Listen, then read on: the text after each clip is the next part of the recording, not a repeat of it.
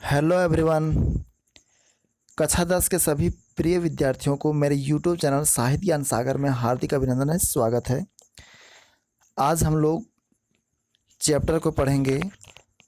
पद खंड के अंतर्गत पहला जो छंद है सूरदास के द्वारा लिखा हुआ, जो कि भ्रमर गीत से लिया गया है और भ्रमर गीत सूरसागर से लिया गया है। ठीक है, तो पिछला वीडियो में हम लोग सूरदास के परिचय और इस अध्याय में चारों छंद में किस किस चीज़ पर जोर दिया गया है उसको हम लोग देखा था। आइए स्टार्ट करते हैं छंद नंबर 1। अब इसमें बात कहाँ से स्टार्ट होता है, कविता पढ़ेंगे और हम लोग समझेंगे। तो चैप्टर है पद। पद है सूरदास के द्वारा लिखा हुआ। तो भावार्थ को समझेंगे, इसको अर्थ को समझेंगे।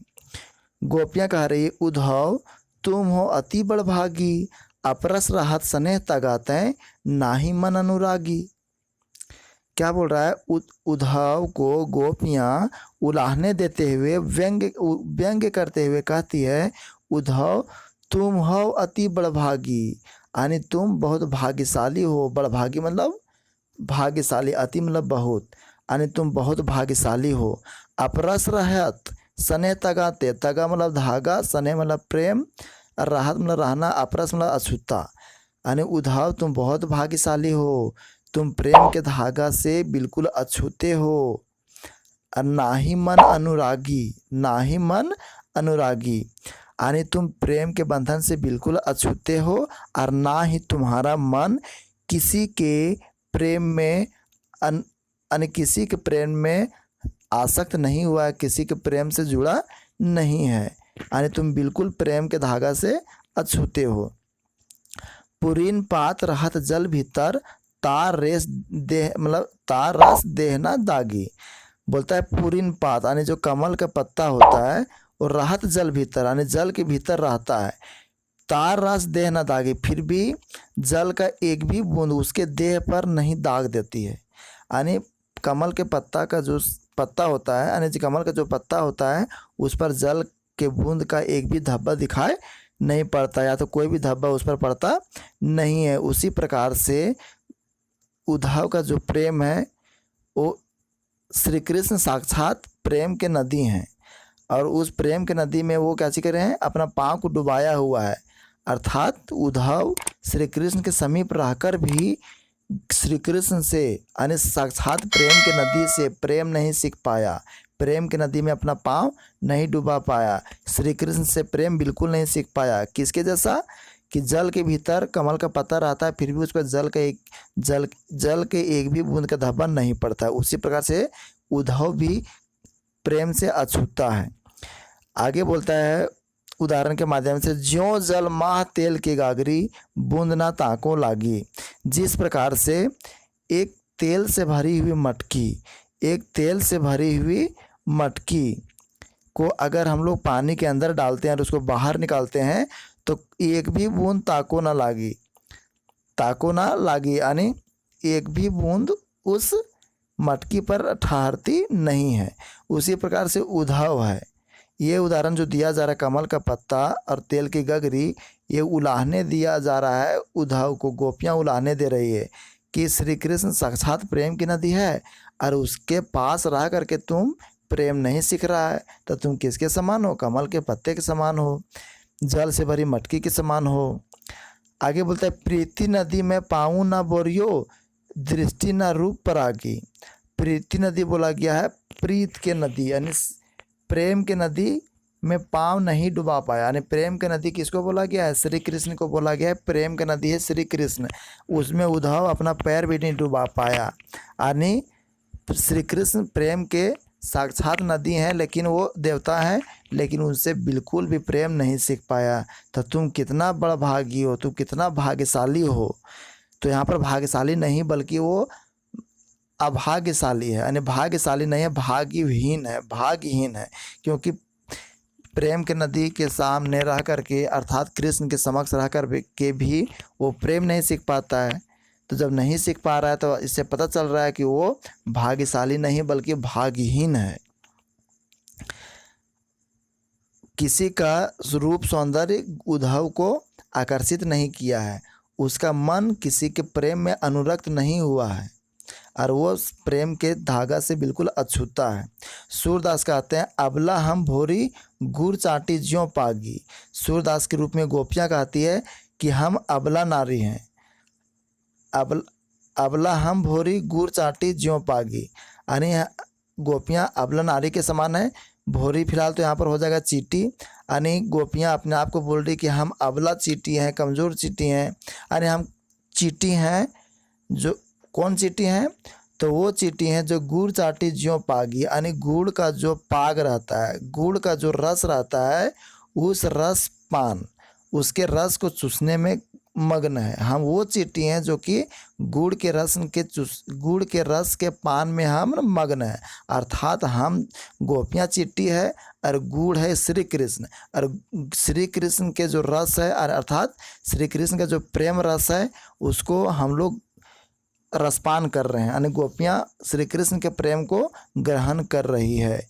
और मैं गोपियाँ यानी चीटी रूपी गोपियाँ उस रसपान, क्या बोलते हैं उसको, गुड़ के रस में चिपक के भले मर जाएगी, लेकिन वो कृष्ण से बिछड़ना नहीं चाहती, यानी रसपान से दूर होना नहीं चाहती है।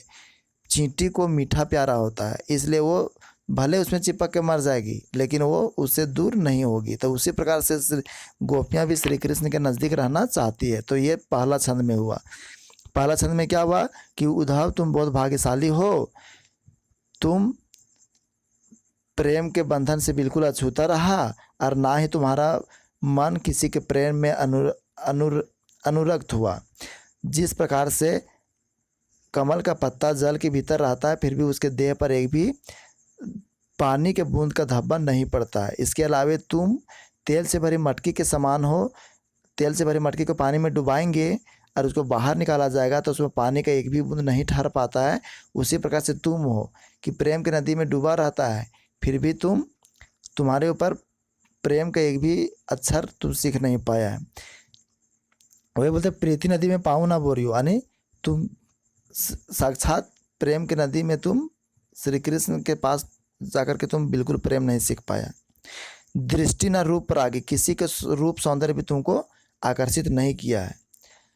गोपियाँ कहती है कि हम अबला भोरी हैं, हम चीटी हैं, और जिस प्रकार से चीटियाँ अपने गुड़ के रसपान में मग्न होती है उसी प्रकार से हम श्री कृष्ण के प्रेम में मग्न हैं। अब दूसरा छंद देखते हैं, दूसरा छंद में क्या यहाँ पर बोला जाता है। अब दूसरा छंद पढ़ेंगे। दूसरा छंद का नाम है मन की मन ही मांझ रही। दूसरा छंद का नाम है मन की मन ही मांझ रही। मन की मन ही मांझ रही, यानी मन की जो बात है वो मन में ही रह गई। श्री गोपियों का मन की बात जो है गोपियों का वो मन में ही रह गई। क्यों? क्योंकि श्री कृष्ण वादा करके गए थे जिस समय वो राजा बन रहे थे और द्वारिका चले गए थे उत्तराधिकारी के रूप में, एक शासक के रूप में, एक राजा के रूप में। तो वादा करके गए थे कि ज़रूर वो गोपियों से मिलने के लिए आएंगे, लेकिन वो नहीं आते हैं। उद्धव को भेजते हैं और ये संदेश दे करके भेजते हैं कि योग करे गोपियाँ और अपने मन को शांत रखे और कृष्ण से अनुरक्त हो जाए, यानी विरक्त हो जाए, कृष्ण के प्रेम से विरक्त हो जाए, यानी कृष्ण को वो भूल जाए, ये कहने के लिए बोलता है। और गोपियाँ कृष्ण को यहाँ पर याद करती है, तो भूलेगी कैसे? तो गोपियों का जो मन का बात है वो मन में रह जाता है। अगर कृष्ण आता तो गोपियाँ कृष्ण से बहुत सारा मन की बात करती, लेकिन कृष्ण नहीं आता है तो उसका मन के बात मन में रह गया। आगे बोलता है गोपियाँ थोड़ा उदासीपन में और थोड़ा असंतुष्ट होकर के बहती है, मतलब कहती है कहिए जाओ, यानी कहिए जाई कौन पे उद्धव। थोड़ा नाराज़ हो गई है और उद्धव को कहती है कि कहिए जाई कौन पे उद्धव ना ही परत कही। गोपियाँ कहती है कि उद्धव मैं आपसे क्या कहूँ, मैं कह ही नहीं पा रहा हूँ, अब क्या कहा जाए, अब मैं क्या बोल सकती हूँ, जब कृष्ण आए ही नहीं अब हम क्या कह सकते हैं, कुछ कह भी नहीं पा रहे हैं हम। अब क्या बोल रही है वो, अवधि आधार आस आवन की, अवधि आधार आस आवन की तन मन बीथा सही।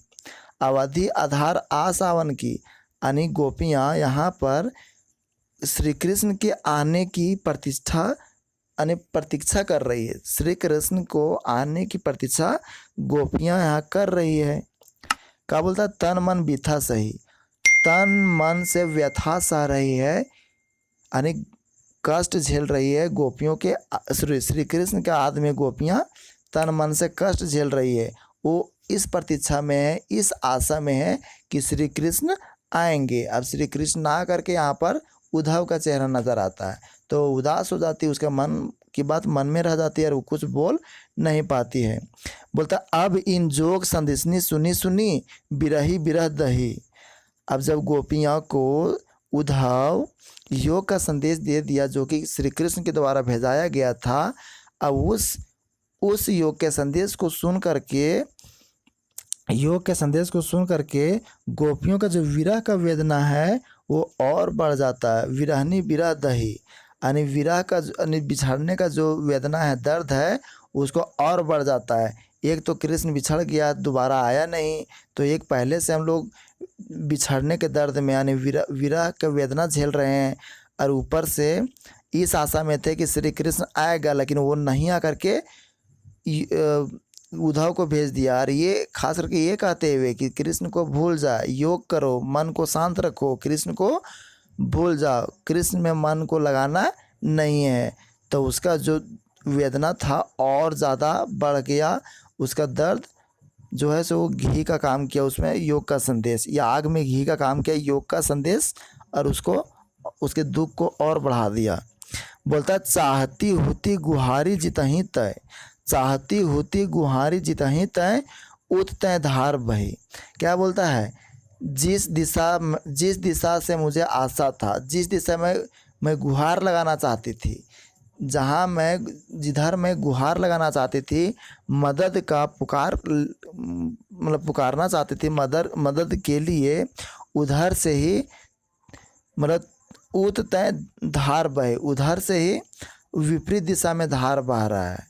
हमारा आवाज़ वहाँ तक पहुँच ही नहीं पा रहा है। जिधर मैं अपना आवाज़ फैलाना चाहती थी, क्या बोलते हैं उसको, मदद के लिए गुहार लगाना चाहती थी, उधर से ही तेज़ धार आ रहा है और हमारे आवाज़ को दबा दिया जा रहा है। अर्थात मैं कृष्ण तक आवाज़ पहुँचाना चाहती थी, अपना दर्द सुनाना चाहती थी, लेकिन कृष्ण ही हम लोग को बोलते हैं कृष्ण को भूल जाओ। तो हम क्या बोल सकते हैं, अब मेरे मुंह से कुछ निकल नहीं रहा है। अब सूरदास के रूप में गोपियाँ कहती है, अब धीर धर ही क्यों, अब धीरज क्यों धरे, जब मर्यादा ना ही लही, यानी मर्यादा ना लही, मर्यादा यानी प्रेम की मर्यादा ना रही। प्रेम की मर्यादा कैसे निभाया जाता, गोपियाँ कृष्ण को आद करके क्या चीज कर रही है, कृष्ण को आद कर करके अपना प्रेम का मर्यादा निभा रही है। लेकिन कृष्ण गोपियों को योग का संदेश दे दिया और बोल दिया कि श्री कृष्ण को भूल जाओ, यानी वो अपना मर्यादा श्री कृष्ण निभा नहीं रहे हैं। तब गोपियाँ उदासीपन से कहती है कि अब धीरज हम लोग क्यों धरें, जब मर्यादा ही नहीं रहा, श्री कृष्ण अपना प्रेम का मर्यादा को भूल गए हैं। अब बात करते हैं तीसरा छंद। और तीसरा छंद का नाम है हमारे हरि हारिल की लकड़ी। हमारे हरि हारिल की लकड़ी।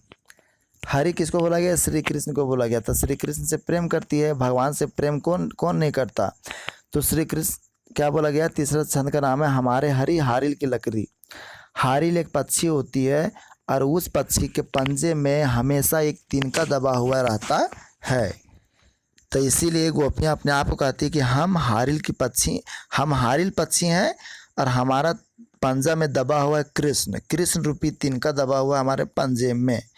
हम गोपियाँ रूपी हारिल पक्षी के पंजे में कृष्ण रूपी तिनका दबा हुआ है। यानी गोपियाँ कहती है कि हम लोग श्री कृष्ण को तन मन से दृढ़ रूप से पकड़ के रखें। आगे क्या बोलता है, मन कर्म बचा नंद नंदन उर। क्या बोलता है, मन कर्म और वचन तीनों रूप से, मन कर्म और वचन से, यानी मन में भी श्री कृष्ण है, हमारे कर्म में भी श्री कृष्ण है। अगर हमारे मुंह से कोई वचन निकलता है, कोई बोली निकलता है, तो सिर्फ कृष्ण का नाम का आवाज़ निकलता है। नंद नंदन यानी नंद के जो पुत्र हैं नंदन, यानी नंद के नंदन यानी बेटा, यानी अर्थात किसको बोला गया, नंद नंदन किसको बोला गया, श्री कृष्ण को बोला गया है। तो श्री कृष्ण को गोपियाँ उर में यानी अपने हृदय में मन कर्म और वचन तीनों रूप से बसा के रखी है। यह दृढ़ करी पकड़ी यानी मजबूती से पकड़ के रखी है। किसके जैसा? हारिल पक्षी के समान। हारिल पक्षी जिस प्रकार से अपने पंजे में लकड़ी को, तिनका को दबाए रखती है हर परिस्थिति में, कभी उसको नहीं छोड़ती है, उसी प्रकार से गोपियाँ अपने मन में बहुत मजबूती से मन कर्म और वचन तीनों रूप से श्री कृष्ण को मजबूती से पकड़ रखी है। इससे पता चलता है कि गोपियाँ श्री कृष्ण से अनन्य प्रेम करती। इसके अलावा और भी कुछ बात है जिससे पता चलेगा कि गोपियाँ श्री कृष्ण से अनन्य प्रेम करती है। जागत सोवत स्वप्न, क्या बोलता है? जागत सोवत स्वप्न दिवस निशी कान कान जकरी। जागत सोवत यानी चाहे जिस अवस्था में हैं, अगर हम जाग रहे हैं तो फिर भी कृष्ण को याद करते हैं, अगर हम सो रहे हैं तो सपना में श्री कृष्ण को याद कर रहे हैं, दिन हो या तो रात हो श्री कृष्ण को याद कर रहे हैं। कान्हा कान्हा जकरी, जकरी मतलब जपते हैं, यानी जागे हुए हैं, सोए हुए हैं, या तो दिन है या रात है, हमेशा गोपियाँ श्री कृष्ण की रट लगाई रखती है, कान्हा कान्हा की रट लगाए रहती है। तो इससे पता चलता है कि गोपियाँ श्री कृष्ण से बेहद प्रेम करती है। आगे बोलता है सुनत जोग लागत है ऐसो ज्यों करुई ककरी। सुनत जोग यानी सुन करके, जोग मतलब जोग का संदेश, योग का संदेश सुन करके गोपियों को ऐसा लगा ज्यों करुई ककड़ी यानी तीखा, तीता जो लगता है ना ककड़ी खीरा, तीता जो लगता है ककड़ी खीरा, वैसा लगा। यानी ये जो योग का संदेश सुन करके गोपियों को बेकार लगा, व्यर्थ लगा, अनुपयोगी लगा। ये जो योग का संदेश है गोपियों के लिए अनुपयोगी था, व्यर्थ था। कड़वी ककड़ी यानी जो तीता लगने वाला जो खीरा होता है वो बेकार होता है, उसको कोई पसंद नहीं करता खाना। उसी प्रकार से गोपियाँ उद्धव के द्वारा दिया हुआ जो योग का संदेश है उसको पसंद नहीं कर रही है, तो वो बोल रही है उद्धव से कि ये मेरे लिए बेकार है, व्यर्थ है। अब क्या बोलता है गोपियाँ उद्धव को, क्या बोलती है? सू तो व्याधि हमको ले आए, सू तो व्याधि हमको ले आए, व्याधि मतलब रोग, हमको ले आए मतलब मेरे लिए लेकर आए। यानी तुम, सू तो व्याधि हमको ले आए यानी तुम ऐसा बीमारी मेरे लिए लेकर आया है, तुम मेरे लिए ऐसा रोग लेकर के आया है जिसको मैंने कभी देखी नहीं हूँ और ना सुनी हूँ और ना करी हूँ। करी मतलब भोगी हूँ ना। तुम मेरे लिए, उद्धव को बोल रही है, तुम मेरे लिए ऐसा बीमारी लेकर के आए हो, ऐसा रोग लेकर के आए हो जिस रोग के बारे में मैं उसके बारे में ना सुना हूँ और ना उस रोग को मैं देखा हूँ और ना मैं उस रोग को मैं भोगी हूँ। यानी वो योग के संदेश को रोग बता दी, ठीक है, यानी मेरे लिए फालतू है, बेकार है, व्यर्थ है। यह तो सूर तीन ही ले सौंपे। गोपियाँ सूरदास गोपी के रूप में कहते हैं, सूरदास गोपी के रूप में कहते हैं कि तीन ही ले सौंपे, यानी आप ये योग का संदेश उसी को ले जा करके सौंप दीजिए, या तो उसी को जा करके दे दीजिए जिनके मन चक्री, जिसका मन चक्र के समान चारों दिशाओं में नाच रहा है। जिस व्यक्ति का मन चारों दिशाओं में चक्र के जैसा नाच रहा है उसको योग का संदेश दीजिए, उसको, उसके मन को शांत करने का ज़रूरत है। उसको, हमको मन को शांत करने की ज़रूरत नहीं है। हमारा मन तो श्री कृष्ण के एकाग्रचित होकर के हम लोग श्री कृष्ण के प्रेम में लगे हुए हैं। तो ये रहा हमारा तीसरा छंद, सूरदास के द्वारा रचित पहला पद काव्य खंड का, उसका अंतिम छंद है। अंतिम छंद है हरि है राजनीति पढ़ी आई। हरि है राजनीति पढ़ी आई यानी इसमें उदासी भाव को दिखाया गया है। अब श्री कृष्ण से गोपियाँ नाराज हो चुकी है और वो बोलती है कि हाँ, अब श्री कृष्ण क्यों आएंगे हम लोग से मिलने के लिए, अब तो उनके कंधों पर तो जिम्मेवारी आ गया है। अब हमारे हरि जो हमारे भगवान हैं वो तो राजनीति पढ़ लिए हैं, राज को चलाने कैसे चलाया जाता है वो नीति पढ़ लिए हैं। अब उनके ऊपर जिम्मेवारी आ गया, राज का जिम्मेवारी आ गया, जनता का जिम्मेवारी आ गया है। तो ये नाम है इसका, ठीक है। अब गोपियाँ क्या कहती है इस पद में, सो सुनिए। गोपियाँ कहती है समूझी बात कहत मधुकर के, समूझी बात कहत मधुकर के। मधुकर किसको बोला? मधुमक्खी। मधुकर मतलब मधुमक्खी।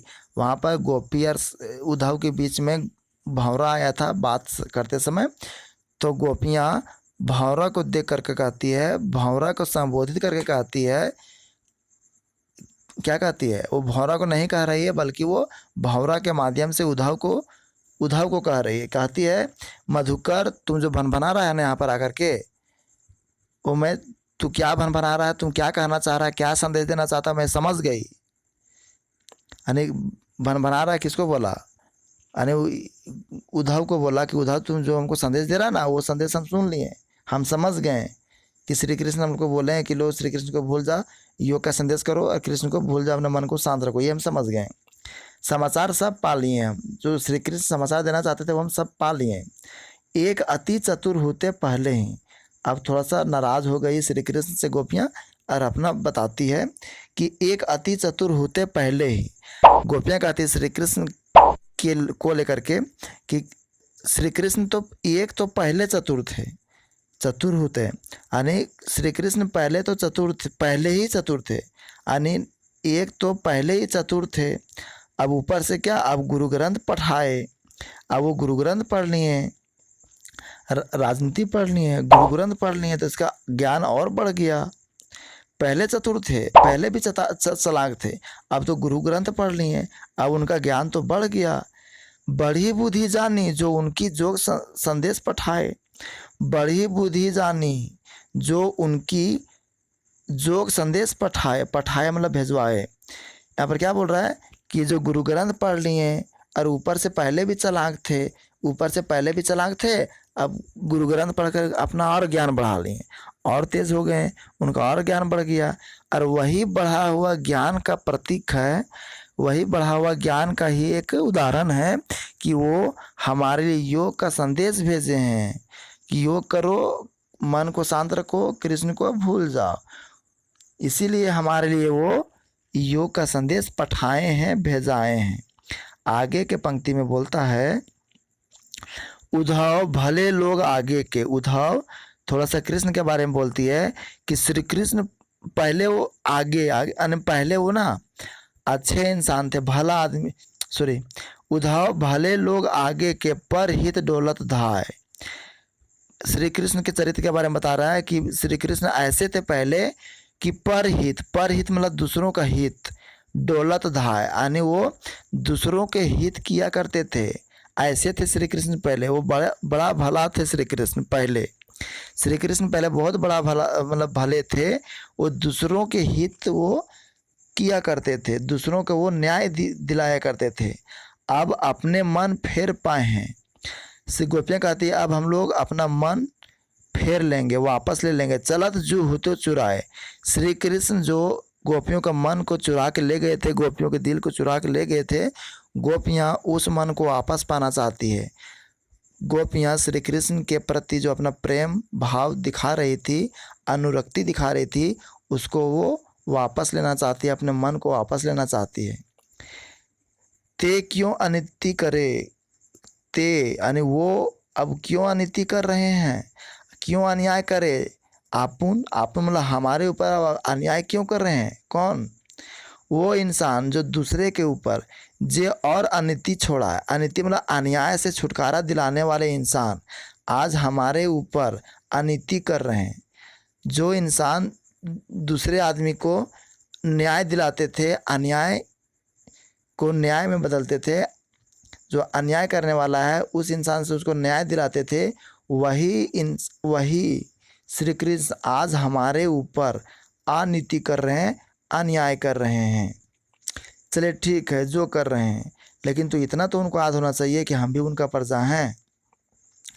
तो प्रजा का बोध कर्म को बताते हुए यानी प्रजा का क्या है, किस तरह से ध्यान रखना चाहिए कृष्ण को, वो भी कृष्ण भूल गए। हम भी तो प्रजा हैं, तो हमारे दुख तकलीफ को भी श्री कृष्ण को समझना चाहिए, लेकिन ये भी तो भूल चुके हैं। एक प्रजा के नाते भी हम लोग को वो मतलब हमारे दुख सुख को वो समझ नहीं रहे हैं। तो यहाँ पर वो राजा का धर्म बता रही है गोपियाँ कि राजधर्म तो यह है, राजधर्म यही है। सूर कह रहे हैं, सूर के माध्यम से गोपियाँ कह रही है, गोपियों के रूप में सूरदास कह रहे हैं कि राजा का धर्म तो यही है जो प्रजा ना जाए सताए, यानी प्रजा को नहीं सताया जाए, प्रजा को कष्ट नहीं दिया जाए। ठीक है, यही राजा का धर्म है। राजा हर हाल में अपने प्रजा का सुख और कल्याण और समृद्धि देखता है, उसका विकास देखता है, ना कि प्रजा दुखी हो, आहत हो, ये राजा कभी नहीं देख पाता। तो गोपियाँ कह रही है कि श्री कृष्ण आज हमारे ऊपर अन्याय कर रहे हैं। श्री कृष्ण एक प्रजा के नाते भी हमारे दुख सुख को देख समझ नहीं पा रहे हैं। उनका ध्यान हमारे ऊपर अर्थात गोपियों के ऊपर से बिल्कुल विरक्त हो चुका है, हट चुका है। तो ये दोस्तों, ये रहा पूरा चैप्टर। 4 छंद हम लोग पूरा कर लिए हैं। आशा करूँगा कि ये पूरा भावार्थ आपको पूरा समझ में आ गया होगा बहुत अच्छा से। तो आप अपने समझे हुए तरीके से अपना नोट्स तैयार करें। फिर मिलेंगे नए चैप्टर में, तब तक के लिए धन्यवाद। आपसे गुजारिश है आप मेरे चैनल को सब्सक्राइब कर लें, वीडियो को शेयर लाइक सब करें और बेल आइकन को ज़रूर ऑन रखें ताकि मैं जो वीडियो अपलोड करूंगा आप तक आसानी से पहुंच जाए। और अच्छे ढंग से 10 क्लास की तैयारी के लिए आप तैयार रहें और मेरे साथ जुड़े रहें। क्लास 8-9 के बच्चे भी चैनल को ज़रूर सब्सक्राइब करें।